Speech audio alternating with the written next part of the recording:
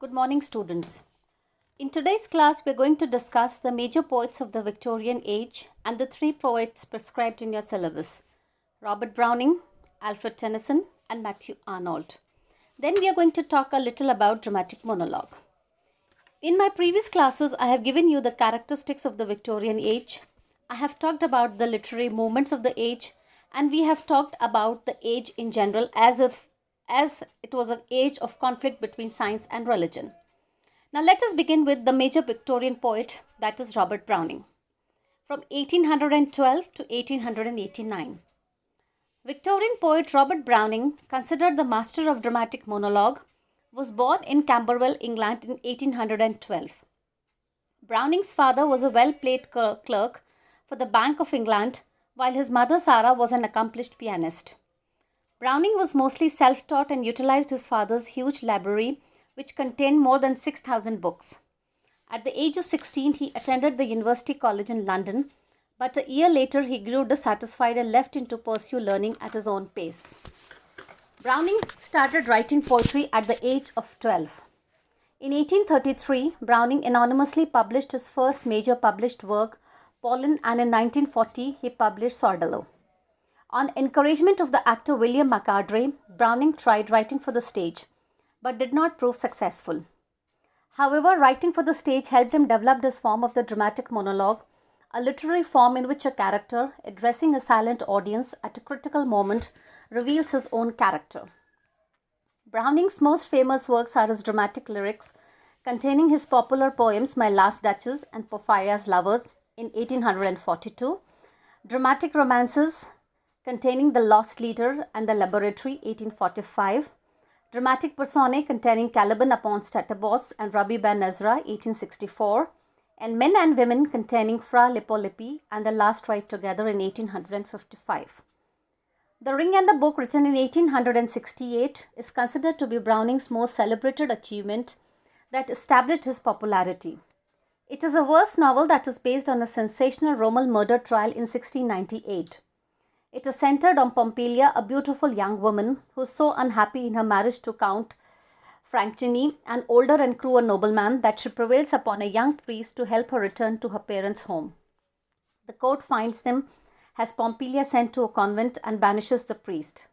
When Pompilia returns to her parents, the Count arranges for the assassination of Pompilia and her parents. The Count is arrested, tried, and executed. Browning's influences grew during the late 60s and 70s and finally led to the founding of the Browning Society in 1881. He was awarded honorary degrees by Oxford University in 1882 and the University of Edinburgh in 1884. Browning died in Venice on 12 December 1889. The second poet that we have for discussion is Alfred Law Tennyson, 1809 to 1892. English poet Alfred Tennyson was born in Somerby, England in 1809. He was the fourth of 12 children of a clergyman, George, and his wife, Elizabeth Tennyson. Tennyson's father had the family history of mental illness. Tennyson briefly studied at Louth Grammar School and later joined Trinity College, Cambridge. It was at Cambridge that he developed an intense friendship with Arthur Hallam. Tennyson and Hallam were part of a literary group called the Apostles. This group provided Tennyson the confidence he needed as a young poet. Tennyson's first collection of poetry, poems chiefly lyrical, was published in 1830. This was followed by a second volume called the Poems in 1832. This volume received unfavorable reviews, though his friend Hallam continued to promote it. Hallam's sudden death in 1833 jolted Tennyson, and he began writing In Memoriam, an elegy for his lost friend. Besides being his closest friend, Hallam was engaged to his sister Emily Tennyson. Tennyson did not publish anything for 10 years since Hallam's death. The most important works of Tennyson includes In Memoriam. Tennyson's poem In Memoriam is an elegiac tribute to his friend Arthur Henry Hallam, who died in 1833 at the age of 22. The poem was written over the course of 17 years and was finally published in 1850. In Memoriam is a mammoth work that includes 133 poems, including the prologue and the epilogue. The poem shows Tennyson's battling with the issues of mortality, trying to come to terms with his friend's death and gradually accepting it. The poem concludes with an epilogue and epithalamion on the occasion of the wedding of Tennyson's sister Cecilia in 1842. The other prominent work of Tennyson's are Maud and Other Poems, which included two of his favorite public utterances, Ode on the Death of the Duke of Wellington and Charge of the Light Brigade in 1855, Idyllics of the King in 1859, and the plays Queen Mary 1875, Harold 1876, and Becket in 1879.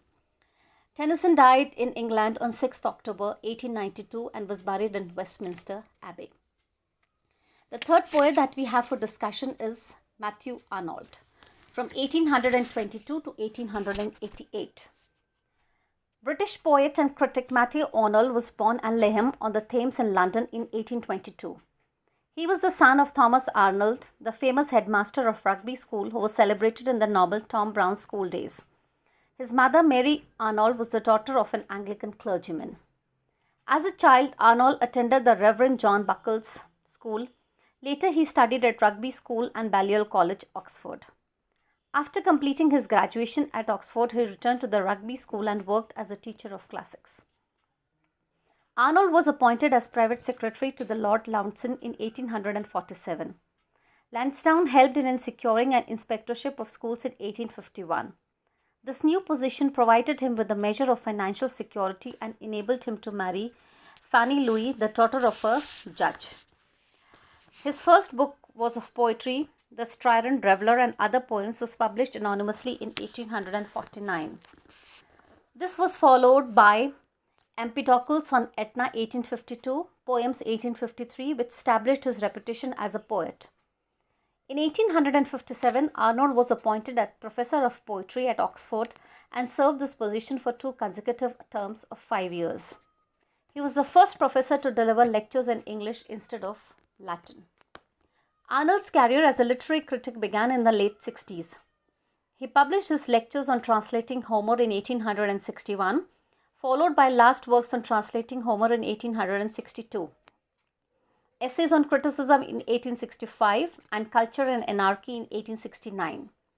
Arnold died on 15th April 1888 at the age of 65 in Liverpool, England. The important works of Arnold are Rugby Chapel, Dover Beach, The Scarlet Gypsy, Tyresses, Sohrab, and Rustum. Now let us take the last, that is the dramatic monologue. Renowned critic M.H. Abrahams defined 3 main characteristics of dramatic monologue. A single person who is clearly not the poet utters the speech that makes up the whole of the poem in a specific situation at a critical moment. This person addresses and interacts with one or more people, but we come to know about the audience presence only from clues in the discourse of the single speaker. The main purpose behind the poet's lyric is to reveal the speaker's temperament and character. The dramatic monologue as a poetic form achieved its first distinction in the works of Robert Browning. Browning's poems My Last Duchess and Porphyria's Lover are considered to be the best models for this form. In the poem My Last Duchess, the Duke is negotiating with an emissary for a second wife. Even though it is the Duke who is talking about the character of his last wife, the Duchess to the messenger, one can derive lots of facts about his own character through the manner in which he speaks and the way in which he describes his wife. He is revealed to be an emotionally cold, calculating, materialistic, and haughty man. In another poem, Porphyria's Lover, the speaker describes the act of murdering the women he loved. During the course of explaining his reasons for the crime, the speaker reveals himself to be a jealous, possessive, and psychotic lover.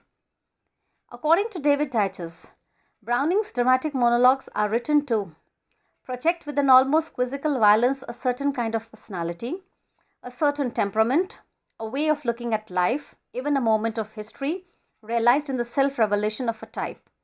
They are set pieces in which a fully known character is set sharply before the reader. So students, in this class, we have discussed about the 3 major poets prescribed in your syllabus, namely Robert Browning, Alfred Tennyson, and Matthew Arnold.